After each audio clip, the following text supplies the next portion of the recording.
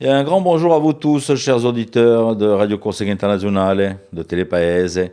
On se lundi 9 mars, c'est votre matinale, allez on débute la semaine ensemble. Bonjour, salut à tous. All'ascolto di Radio Corsica Internazionale, prima radio. Siamo sempre qui.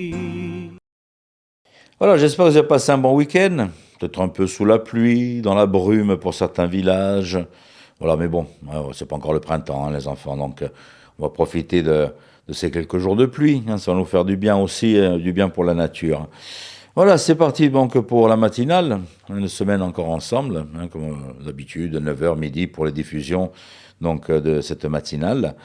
Aujourd'hui, on va retrouver nos invités, on va parler de lancer du bâton, vous allez voir, avec Philippe Jam. On aura bien sûr nos chroniques habituelles, nous aurons aussi notre Pierre-Louis Alessandri, mais on va débuter par un petit point météo avec Philippe. Donc la météo qui n'est pas au beau fixe pour cette semaine.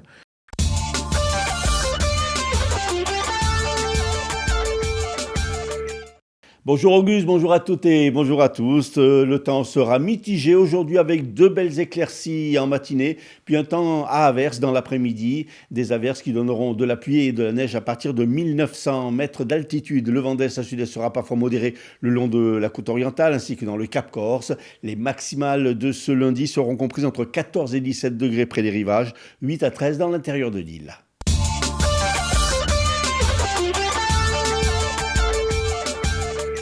Alors que les prix flambent dans les stations essence, entre 10 et 12 centimes de plus au litre depuis le début de la guerre en Iran, le collectif agissant contre la cherté des carburants en Corse a indiqué qu'en amont, il avait déjà, le 20 février dernier, intenté un recours auprès du Conseil d'État afin de contraindre le gouvernement à une réponse concernant la question de la régulation des prix du carburant en Corse.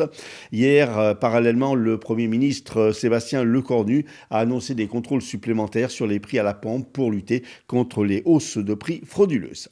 Une enquête pour outrage a été ouverte par le parquet de Bastia après qu'un membre de la commission de contrôle des listes électorales a été pris à partie et menacé à Cagnano dans le Cap Corse. Les élections s'annoncent tendues dans cette commune où deux listes briguent les mandats. Après que deux truies ont été tués par balle sur une exploitation agricole à Luciane et un porcelet blessé, le propriétaire des lieux a porté plainte à la gendarmerie. À l'occasion de la journée internationale de lutte pour les droits des femmes, de nombreuses manifestations se sont déroulées. Hier en Corse, à Bastia, la CGT avait initié un rassemblement devant la stèle de la Résistance. Dans un communiqué publié vendredi, la préfecture de la Haute-Corse indique que les communes de Casalta, Ghisonaccia, Giuncaggio, Pietroso, Pori, Prunelli di Viumorbo, Pruno et Zalana ont été reconnus en état de catastrophe naturelle après les inondations survenues en décembre dernier. Les sinistrés ont aujourd'hui 30 jours pour déposer un dossier auprès de leur assurance afin d'être indemnisés. La page sportive avec tout d'abord du sport automobile. Paul-Antoine Santoni et Migueli Susini sur C3 Rallye 2 ont remporté hier la 10e édition du rallye du Pays ajaccien. Deuxième à 23 secondes, Pierre-Antoine Guglielmi et Gilles Clerc sur Citroën C3 Rallye 2. Troisième à plus d'une minute, Jean-François Poli et Jean-Michel Tagnati sur Skoda Fabia.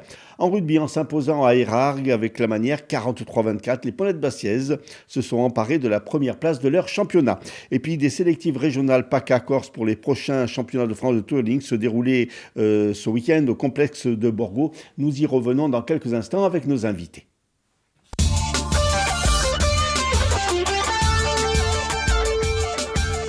Merci Philippe. Bon, pas un grand merci pour la météo, hein, parce que bon, on n'a pas du beau temps comme d'habitude. Hein. Allez, on va retrouver un petit moment donc pour les invités et puis aussi pour les titres de l'information. Pour l'instant, un petit détour du côté de Caen et Lyon pour les pronostics hippiques avec Rémi. Les pronostics hippiques de Rémi sur Radio Corse International. Bonjour à tous, ce lundi dans les bons coups du jour, nous serons sur l'hippodrome de Caen pour le Quintet. Je vais retenir le numéro 4, l'Ariano, qui ne devrait pas sortir des trois premiers. Passons à la réunion de Lyon, où dans la seconde, le 6, Casar devrait l'emporter, tout comme dans la sixième, le numéro 7, Massaï. Bon jeu à tous. Voilà pour les pronos. Je rappelle que pour la reprise des réunions hippiques en Corse, ce sera donc pour le samedi 21 mars. Ce sera sur l'hippodrome de Biguglia Casator, le samedi. Parce que le dimanche, il faut les voter. On se fait un petit horoscope. Allez, c'est parti avec Paxi.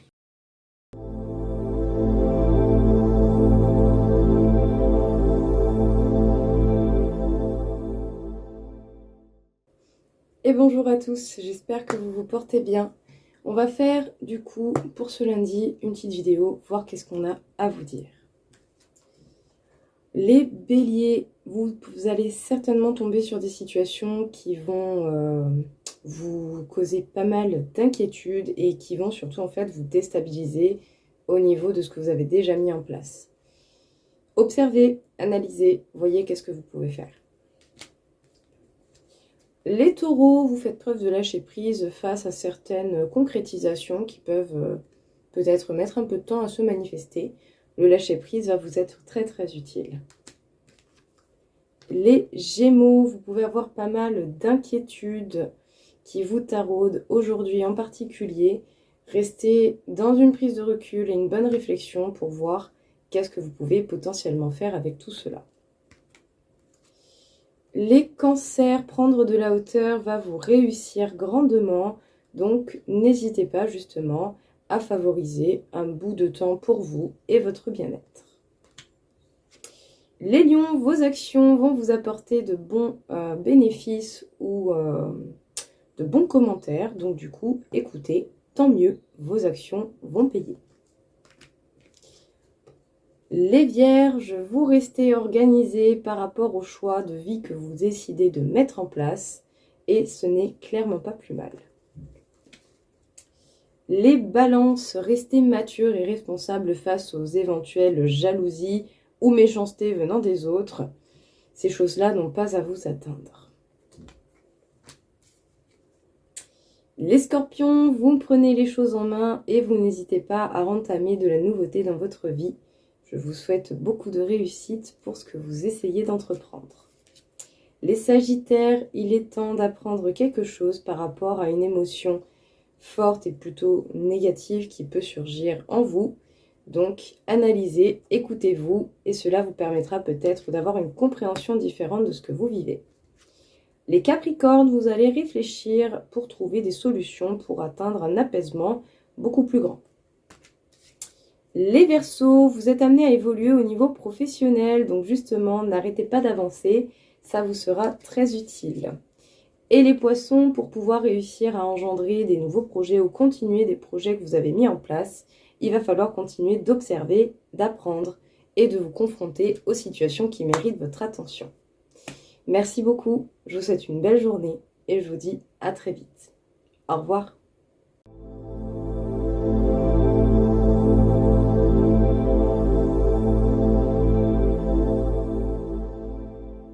Alors, mon cher Philippe, il paraît que vous avez fait du lancer du bâton ce week-end. J'ai lancé le bâton avec les majorettes. Pas les majorettes, oulala, qu'est-ce que Non, surtout pas. Non. Bon, ça, le bâton avec les... Il y a eu des pompons aussi, oui. Ouais, c'est pas mal, hein. Alors, en fait, c'est une sélective qui se déroulait hier tout au long de ce week-end à Borgo, au complexe sportif. Sélective pour sélectionner des jeunes filles au championnat de France. C'était organisé par le club des Marinelles. Il y a eu plus de 500 personnes, dont 300 compétitrices. Donc, c'est énorme. On va retrouver les représentants. On retrouve donc, on a fait quelques petits interviews, et notamment Bernard Pignataro, qui est président de la Ligue PACA Corse, de la Fédération française sportive de twirling bâton, qui nous présente ces journées. Alors, Président, en quoi consistent ces deux journées ici à Borgo? Alors, cette journée est très importante pour les athlètes de la région PACA Corse, car ça leur permet de se sélectionner pour le championnat de France, qui aura lieu à Amiens. J'ai plus la date en tête, mais c'est très important pour eux car nous sélectionnons les meilleurs athlètes de Corse et de PACA pour pouvoir représenter ces deux régions au championnat de France. Alors ça représente combien d'athlètes aujourd'hui, combien de clubs? Alors on a dans la région PACA Corse, on a 1550 licenciés. Bon, il y a un peu moins d'athlètes puisque nous avons dans les licenciés, il y a les dirigeants, certains parents qui sont supporters, mais ça représente quand même pas mal d'athlètes qui aujourd'hui concourent, aujourd'hui et demain, pour cette sélection. Alors il y a plusieurs catégories dans ce concours. Ah ben, il y a toutes les catégories qu'il peut y avoir dans n'importe quel sport. Ça commence au tout petit, au poussin, et ça va jusqu'aux adultes. Donc il n'y a pas de limite en âge, on va dire. À part que bon, les poussins, oui, il y a une limite au départ, mais les adultes après, il peut y avoir il n'y a pas de limite quoi en fait. Et donc, c'est des compétitions en solo, en duo? Il y a de tout. Vous avez des solos, vous avez des duos et vous avez des équipes. Alors, en quelques mots, qu'est-ce que le twirling? Alors, le twirling, c'est le maniement, comme vous pouvez le voir sur les images derrière, c'est le maniement d'un bâton. Dans plusieurs catégories, hein. Il y a du maniement en solo, en duo, il y a du maniement en équipe. Il y a aussi, dans cette discipline qui est le twirling, nous avons aussi des pompons. Des pompons qui vont passer dans l'après-midi aujourd'hui et demain. Ah, donc, ils font partie aussi de la fédération. Et donc, pareil, donc c'est pour se sélectionner pour participer au championnat de France à Amiens. Alors, aujourd'hui, quand on juge des athlètes, quels sont un petit peu les critères d'un juge? Alors, je ne suis pas un technicien, parce que je n'ai jamais fait malheureusement de twirling, mais c'est quand même assez strict et c'est quand même quelque chose de très, comment vous dire, C'est un mélange de danse et d'acrobatie. c'est un mélange d'agilité avec le bâton et de danse et du corporel en fait, hein, car les juges font un jugement sur tout. Hein, même la présentation, même le salut a une importance, hein, car les athlètes saluent au début et à la fin, font leurs prestations. Pendant cette prestation, ils sont jugés sur leur corporel et sur le maniement du bâton. Alors, à l'issue de ces 2 journées, il y aura combien de représentants qui vont partir au championnat de France? Il y en a beaucoup. Il y en a beaucoup, puisque déjà, bon, pratiquement, la Corse est représentée par le club de Marinelle. On va dire que beaucoup des enfants de Marinelle partiront, puisqu'il n'y a qu'un club. Donc, on va dire que la majorité des enfants de Marinelle partiront à Amiens. Et après, pour la région, il y a quand même, pour la région PACA, il y aura quand même pas mal de sélectionnés aussi. Et puis nous avons retrouvé bien sûr Karen Nové, là, qui est une des organisatrices, membre du club des Marinelles qui ont réussi un grand coup hier avec 15 titres régionaux et 16 podiums. 22 jeunes filles donc, du club rejoindront les championnats de France à Amiens lors du week-end de Pentecôte. Alors, Karine, aujourd'hui c'est 2 jours à Borgo, vous êtes le club organisateur. Comment s'articulent un petit peu ces journées? Alors, on accueille le sélectif régional. C'est une compétition qui va qualifier des athlètes pour le championnat de France qui aura lieu le week-end de Pentecôte à Amiens. Donc, on accueille à peu près 300 athlètes qui sont venus même du continent. Et là, sur ces 2 jours, on a des sélections en individuel, en danse et en équipe. Il y a d'autres représentants de Corse? De Corse, non, on est le seul club présent. Vous êtes un petit peu la locomotive de ce sport. On est la locomotive du sport. Bon, c'est un club qui existe depuis plus de 40 ans, qui a des titres nationaux, internationaux depuis plusieurs années, qui a gagné des bâtons d'or. Donc voilà, c'est un sport sur lequel la Corse peut être très fière. Alors justement, vous avez beaucoup de résultats. Est-ce que ça ne met pas un peu la pression? Non, je crois que c'est une émulation de génération en génération. Elles savent ce qu'ont fait les précédentes. Les précédentes aussi viennent entraîner les nouvelles, etc. Donc il y a une sorte de transmission qui est intéressante. Alors, c'est un sport assez complet puisqu'il finalement, il allie la chorégraphie, la danse et la gymnastique. La gymnastique, le bâton, la maîtrise du bâton. Donc voilà, c'est un sport qui est complet, c'est un vrai sport affilié à une fédération française qui se pratique dans un gymnase. Donc voilà, c'est du spectacle aussi. Alors je suppose que c'est une grosse organisation pour le club. C'est une grosse organisation depuis plusieurs mois, puisque accueillir tous ces athlètes, il faut l'hébergement, etc. Donc on a fait travailler quand même au maximum les acteurs du territoire ici. On est soutenu aussi par un certain nombre de partenaires privés et institutionnels. Et voilà, on espère que ce sera une réussite. Ça regroupe combien d'athlètes, de monde en tout? Alors, on a à peu près 500 personnes là, qui vont être présentes sur les 2 jours. Certaines ne sont pas encore arrivées et à peu près 300 athlètes. Vous êtes fixé des objectifs personnellement pour le club? Alors, le club voudrait qualifier un maximum d'athlètes pour le championnat de France. On n'a pas fixé de nombre, mais on espère le maximum de ce qu'on aura présenté.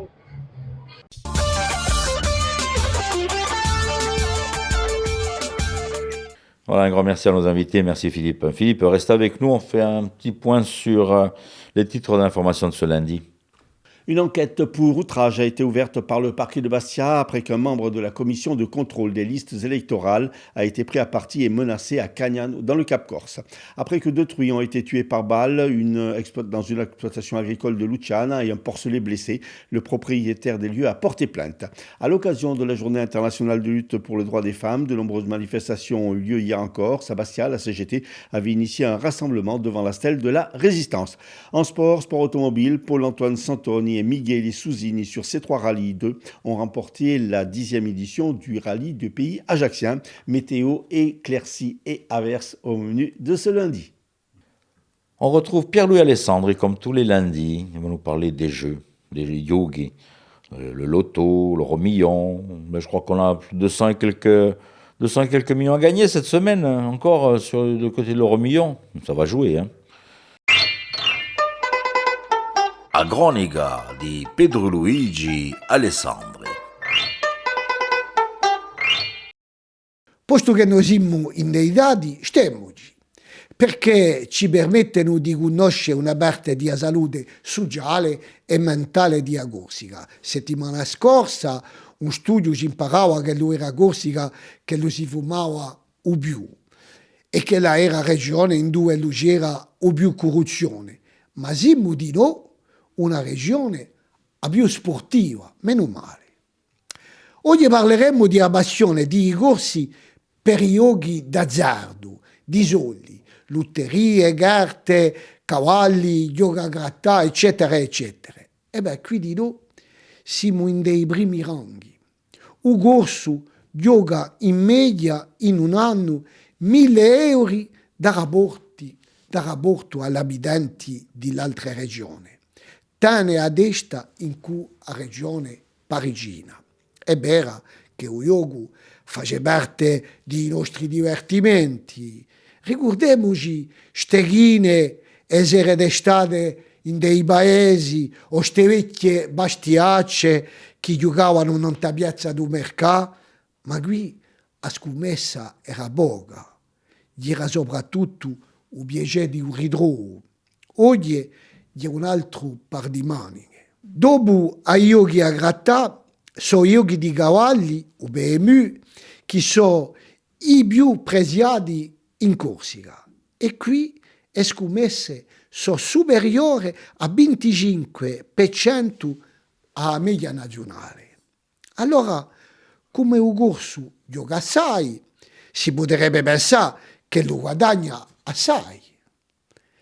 E per sfortuna no. Il guadagno non è mica a un livello di scommesse.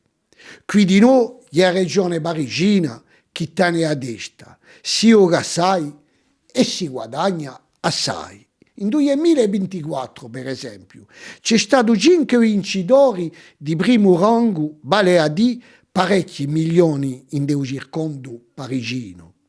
L'altra regione in due lo si guadagna assai è la Novella Aquitaine. Sti dati si devono interrogare. Certo, il gioco può essere un piacere, ma può essere di noi una droga che distrugge il legame sociale, che può sbrambare le famiglie. Allora, che la regione ha più paura di Francia, a Corsica è quella che gioca o più, quella in due il disimpiego è il più alto. Come capire? Ci potrebbe essere una relazione tra questa situazione e il gioco. Può darsi che sì.